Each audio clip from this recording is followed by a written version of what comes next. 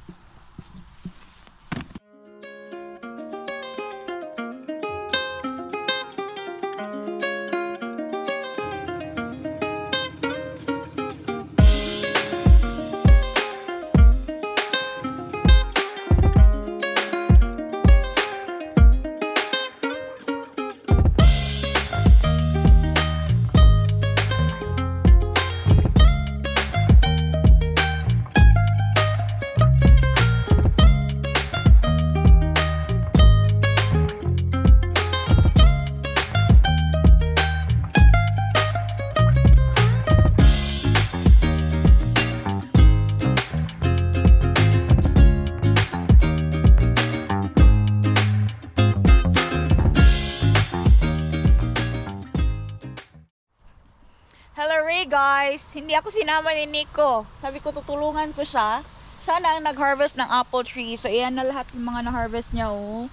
Sobrang dami. Ito na yung second batch kasi yung first batch is na-juice niya na, guys. So yung taas daw is hindi niya na maabot kasi itong apple tree nakatanim siya sa gilid ng paslanting yung lupa dito na side. Sobrang sarap ng apples na to, guys. Sobrang dami nang nagawa ni Nico na apple juices. Can you give me that? Yeah.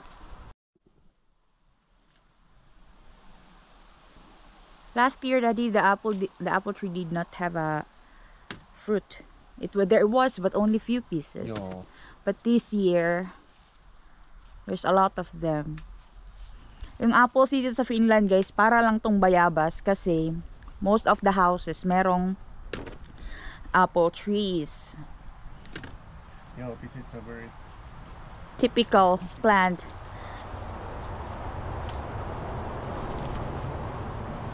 I have picked like one bag and make the juice already. I think we need to buy this Bottles. We need to buy bottles. Hmm. But the ones on the top, Daddy, the one that we cannot reach because we cannot climb. Ayaw din ni Nico umakyat, guys, kasi maliliit yung sanga ng puno na to. We'll just leave some of it for the, what you call this one? Then it can shaking and give the deers time. Ah, deers like this one There's too? still lots of these, but usually I don't pick up. Yeah, the one that fell on the ground. You can get like a mole fever. Yeah, because sometimes mole comes to the area or My here in grandma our yard. Mole fever, yeah. It's Kuka, very who? hard. Heli, mama. Mama Heli had mole fever when she was younger. Uh-huh. But if you eat there in the floor level, you maybe get those. Okay, so only pick apples from the tree, Yeah. not from the ground. Some peek into ground, but there's always worries. But the ones on the ground, we leave it there like that.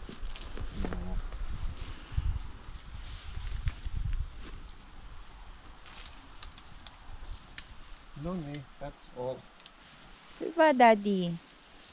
Yeah, and there's some of this mustaheruka there, Daddy, that need to be picked up. Joo, että tätä voisi vähän like cut these omenapuut too. Aray, tusok ako. So, ito yung black currants, guys. Oh. So, yung mga red currants is na-harvest na ni Nico. Ito yung black currants. Konti lang yung black currants dito sa yard namin. Sobrang tamis. That apples over there, we cannot reach it anymore guys. Paslanting na kasi itong lupa dito, guys. So, ito na lang yung hindi na-pick ni Nico. And the rest of the berries, he already picked it previous days. And we're going to make juice later kasi walang time. So, nilagay na sa freezer yung mga berries, guys. Sobrang daming apples na nahulog sa ground. So, ito na yung itsura ng garden namin. Yung mga potatoes is ready for harvest na yan, guys. This week, i-harvest na namin yan. Yung strawberry field namin, guys, okay naman siya. Pero dito na side, kailangan namin tong i-grass cutter. Kita nyo yung puti doon na side. May mga tanim na yan siya dyan. We already planted our Pensas mustica or yung blueberries, yung vadelma, yung raspberries, tsaka yung Carhon vatuka or yung black currants, guys. Ay, black currants, ano sa tawag to? Blackberry. So, na-plant na siya. So, next year, sana meron kaming ma-harvest. So, ito na yung itsura ng red currant na tanim dito. Meron pang mga konting natitira, guys, but we will leave it for the birds. We don't harvest everything kasi may mga birds na nagpupunta dito sa yard namin. Ito dito, okay na rin. Na-harvest na dito. Ang hindi lang talaga namin na try na ma-save this year, guys, is itong tawag nito guys, rhubarb. Kasi itong rhubarb, kapag spring dapat ito hina-harvest kasi masyadong matigas na yung stalk niyan, guys. So, next year na lang kami mag-save niyan. Wala talaga kami masyadong oras. Tapos, dito sa yard namin, guys, merong dalawang klase ng gooseberries. Ito yung gooseberry na isa. Ito yung color green. Tapos yung isa na andoon is yung color red. Pati doon sa taas meron pa din, pati mga rhubarb. Hindi kami nag-harvest, guys, kasi ito hindi namin siya ginu-juice. We leave it for the birds. So, nahulog lang siya dyan sa ground. Ayan, kasi wala nang magpipick up. Ayan. Sobrang daming berries na nahulog. But, hindi naman siya nasayang kasi yung mga birds ang kumakain. Ayan. So, but ito, guys, ito yung binabalik-balikan everyday ni Anika. Pati yung mga raspberries na wild raspberries na andun sa harap ng yard namin. But yeah, yan na yung itsura dito. Marami pang apples na natira doon sa taas, guys, pero hindi na namin yan siya kunin, hindi na maabot. Tapos iiwan na namin yan siya para sa mga birds and other animals na pupunta dito sa yard namin para meron din silang makain. So ito na yung mga apples, guys. So sobrang gaganda. No just sopivan kokoisia. Yeah. Yeah, this will just, no need to cut. It will fit on the juicer. Ayan, sobrang dami. Sobrang sarap nito, guys. And napakasarap niya sa juice talaga. As in. Yan, oh. Libre lang tong mga apples namin kasi dito ito nanggaling sa yard. Tapos, the same amount you were able to harvest last time? Yeah. Ah, yeah. 2 bags. 2 bags last time. Ah, wow. You show to them. Ah, Pimo also want to harvest. Pimo also want to harvest apples? Does Pimo eat apples? Yeah. Diba? Let's go make juice. Let's go make juice.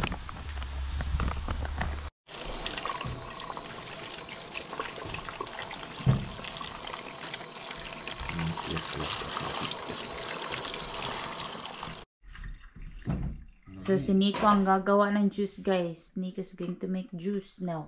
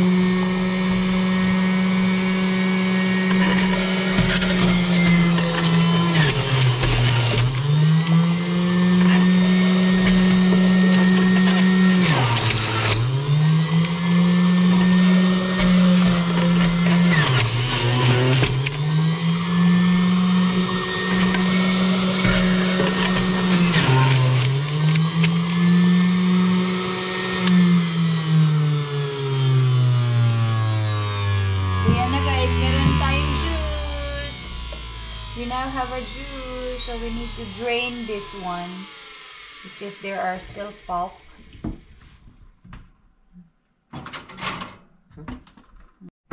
So just like with our other juice, guys, from the Haviki, we always drain it because there are always like pulp na natitira. This one tastes really like very good, same like that juice from the box, the one that we buy in the store. Ayan, sobrang ganda ng color. Yay! We have fresh juice. Yeah. Hindi pa yan matatapos agad-agad, guys, because we still have a lot. Meron pa dito. Tapos, yung andito pa, oh, sobrang dami. So, di ba yung sa Haviki, if you can remember, there were a lot of apples that they have like bunog like this one. Na ganyan siya ba? Kasi normal talaga yan, guys, sa apples kapag kinuha mo galing sa puno. Tapos, tawag nito, na-overripe na siya ba? Kaya magkakaganon siya. And alam nyo naman, kapag sa mga store, dapat hamison talaga. It should be like very flawless. Like, pag meron na siyang mga ganito, hindi na siya mapupunta doon sa mga store. Kaya, they will go to Haviki. But this one, guys, this is fresh from our tree. And Nico even said, hindi na namin to kailangan hugasan. Kasi, nabasa na ito ng tubig ulan. But, hinugasan pa rin namin, guys. And hindi na namin siya hinati. Kasi itong size na to, it will fit in our juicer. So, yung mga pulp na natanggal na, guys, is nilalagay ni Nico dito sa separate bucket. And itatapon ito doon sa aming bio-waste. Maybe this can hit you, but we don't know. Yeah, it's so like it's a bahato or like the foam. We are going to throw it in the bio-waste because we just wanted to have the clear juice, as in clear. Kita nyo yan, guys. Oh, clear juice na lang yung natira. And yan yung gusto namin. Yan, sobrang sarap. Sobrang fresh.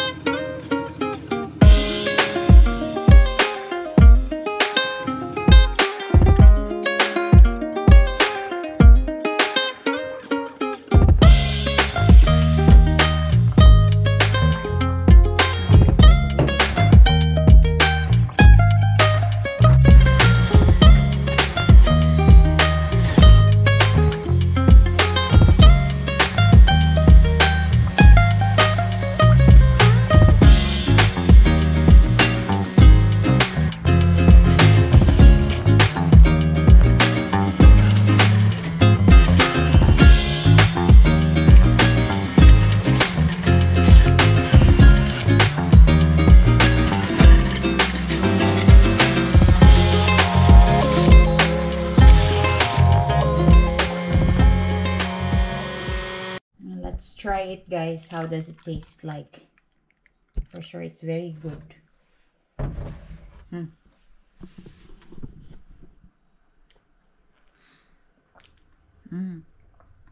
It's very good, Daddy. It's like the one in the box. Sobrang sarap. Fresh. Nico's going to make more. Joo, the whole back. Ang dami pa, guys, oh. Yan pa yung bag ng apple. Sobrang dami pang kailangan i-juice.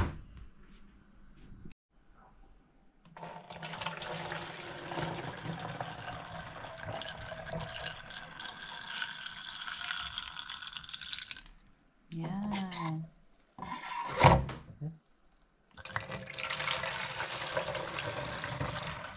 So, if i-freeze namin to, guys, kasi wala pa kaming storage doon sa labas, yung aming cellar. So, if i-freeze na lang namin siya, and i-defrost namin every time na inom kami ng juice. So, marami-raming juice din ito, guys, na hindi na kami bibili ni Nico ng juice sa store. Diba? Tipid. Katipid din tayo. Tapos, marami kaming pwede pang i-juice. There are still a lot of berries that we can make juice later. Habang gumagawa si Nico ng juice, guys, so magsaw-saw tag-asin. So, yung apple, guys, sausaw natin ang asin kasi masarap din ito. Masarap din yung apple, guys, isaw-saw sa asin. Ame.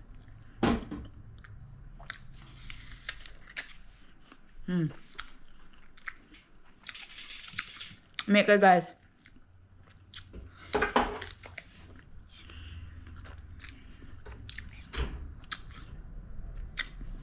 Mabalance yung asim tsaka tamis.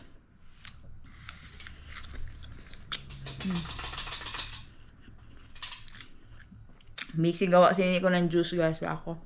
Kain. Habang kalat ng bahay namin. Kailangan namin maglinis. May mga gamit na dagdag dito sa bahay, guys, na galing sa taas. Gamit sa baba. Ilalabas na naman namin, kaya maglinis na naman kami.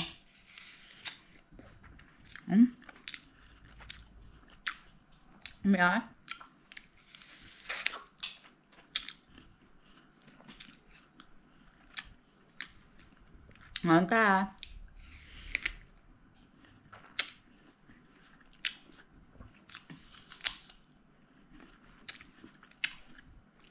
Sarap yung apple sauce sa asin.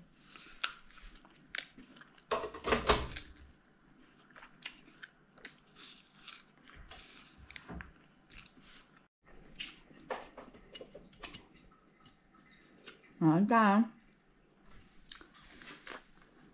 Yeah, ito na, guys, lahat ng juice na nagawa ni Nico. Since we don't have any other bottles for storing, so dito na lang siya nilagay sa Fanta. So, yan, hindi siya pinuno. It's not so full because it will expand, right? Yo, it's 10%. Yeah, it's 10%. It will expand. If you put the 1 liter, you get 1 deci extra. Yeah, so this is the juice that we're gonna use, guys, for drinking dito sa bahay.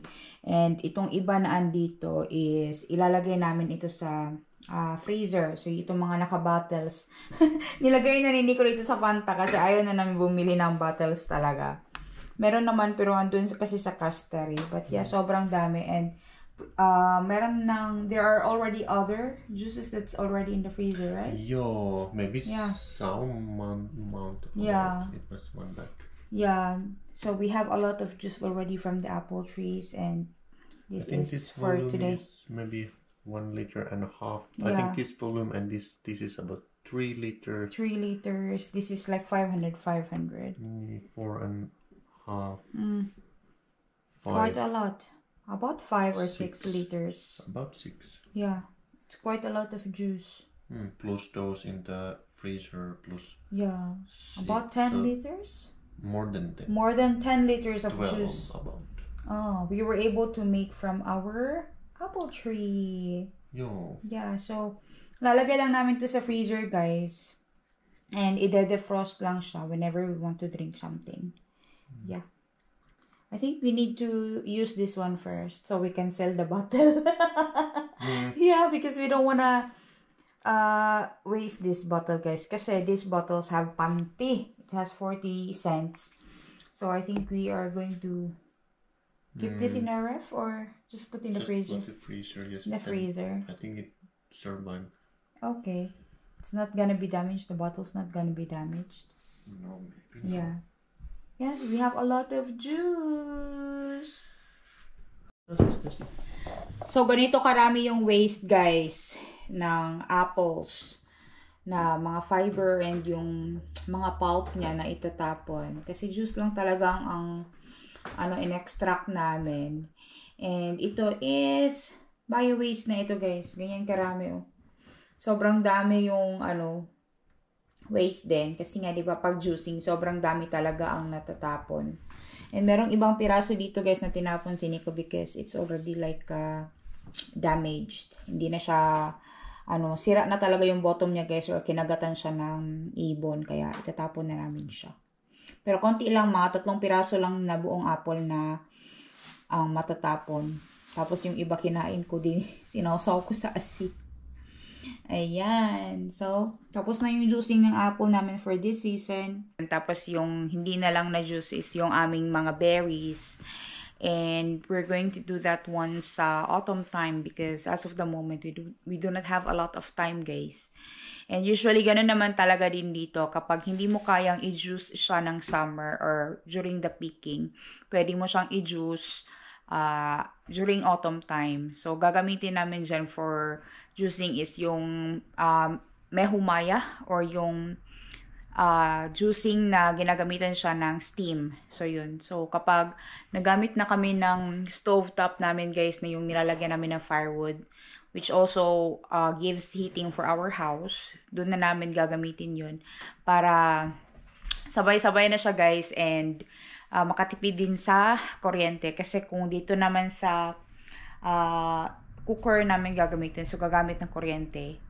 So, at least, di ba, makakatipid kami kapag ginus namin yun during autumn time. Hello guys! Welcome dito sa aming magulong kusina. Yeah, so today guys, bago ako papasok ng trabaho, I still have 30 minutes to prepare this food. Meron naman ng mga ibang pagkain na sa ref, but lulutuin ko yung mga mushrooms na meron kami. Specifically, yung oyster mushroom na favorite ni Anika. And yung, tawag dito, nakalimutan ko, voy tati guys. Lulutuin ko rin siya today. Kasi titikman namin, never pa ako nakatikim ng voy tati. So, ang unahin kong lulutuin is itong mga oyster mushroom. So, lulutuin lang natin siya sa butter. So, ito na yung mga oyster mushroom, guys, na nanggaling ito sa Haviki. Hindi ito nanggaling sa forest. Lulutuin natin siya today. Kasi ito is favorite ito ni Anika, guys, na niluluto lang siya with butter. So, meron akong butter dito sa pan. Ilalagay lang natin siya dyan. Pan-fry lang natin yan siya dyan sa maraming butter, guys. And that's it. Tapos, i-prepare namin to with meat. Meron kaming pork and chicken doon sa aming ref. Initin ko lang yun. Tapos, rice or potatoes. Yun na yung magiging lunch namin today. Ayan. So, lutuin lang ito siya sa maraming butter. Tapos, yung mga voy tati na nanggaling sa forest, guys, na na-pick namin, is lulutuin din natin yun. And, yan. Ganyan lang, guys, kasimple. Pan-fry lang to siya. Hindi na siya magkasya. So, yan. So, hintayin ko lang to siya na maluto. And, ito-turn ko siya from one side to another. One side to another. Naunsa daw. Basta, ano guys, ibali-bali ba? Hindi, ibalibag. Ibali-bali, pag nag-brown na siya ng konti, okay na yon. So, dadagdagan ko pa to ng butter. Ito siya guys, parang karne talaga ang lasa nitong oyster mushroom na to. And, napakamahal nito dito sa Finland, guys. Kasi organic ito na pagkain. Lahat ng organic dito sa Finland, guys, is mahal. So, favorite ito ng aking Junakis. Kasi parang nga talaga siyang karne, guys. Ayan. So, dadagdagan ko pa yan siya ng butter. Tapos isusunod natin dito yung mga voitaki. Yan, dagdagan pa natin ng butter konti. Ito na siguro sa gitna. Para maging yummy talaga siya, guys. Ayan. Napakasimple lang na pagluto nito, guys. Alam nyo yung mga simpleng pagkain, yun pa yung sobrang masarap talaga. And yun yung kinakain din ni Anika. Ayaw niya yung mga sobrang haba ng proseso. Itong mushrooms naman kasi talaga, guys, napakasimple lang siyang lutuin. And napaka-nutritious niya. And I'm so happy na kumakain yung aking anak. So, kapag nag-brown na siya ng ganyan, okay na yan siya, guys. Mabilis lang maluto ang mushroom. So, yung voitaki ang isusunod natin dito pagkaluto natin itong ating oyster mushroom. So, ito yung magiging lunch namin. Ang titikman natin, of course, yung voitaki. Anong lasa nun, guys? Kasi never pa ako nakatikim ng voitaki.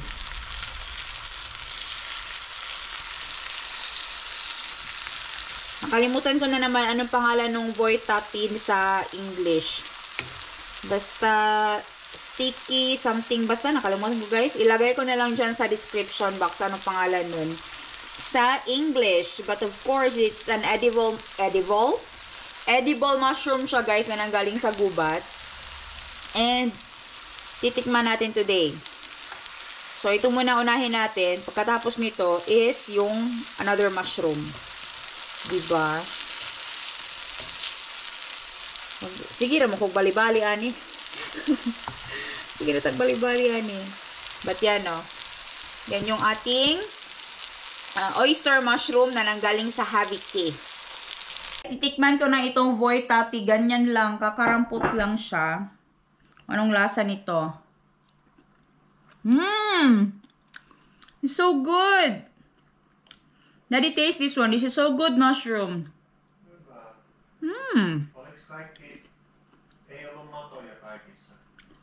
Some of them, I was able to save some. Sobrang sarap niya, guys. Parang magkalasa sila ng oyster mushroom, ah. Ang sarap. Kaya pala gustong-gusto ng mga uod, guys, kasi napakasarap. Itirahan ko si Nico. Merong konti dito. Kaya sa kanya to. Kakapanghinayang lang talaga. Basta mga tati, guys, is inuuod sila. So, next time, kapag nagpick tayo ng mushroom and meron tayo nakita ng mga slippery jacks, pupulutin natin. And, uwi natin sa bahay. But, titingnan din natin sa loob, guys, habang andun tayo sa loob ng gubat. Kung merong mga uod o wala, para hindi na natin uwi yung mga uod sa bahay. Pero napakasarap niya, as in. It's another mushroom na natutunan ko this year. It's very good. Ang sarap niya. Kahit ilagay siya sa mga pies, guys, masarap. Anyways, guys. Till our next mushroom video, you finally tasted the slippery jack or yung voitaki in finish. And it's very good. Napakasarap. Parang karne. Parang manok na baboy. Sarap, guys. Till next video, guys. Hey, hey!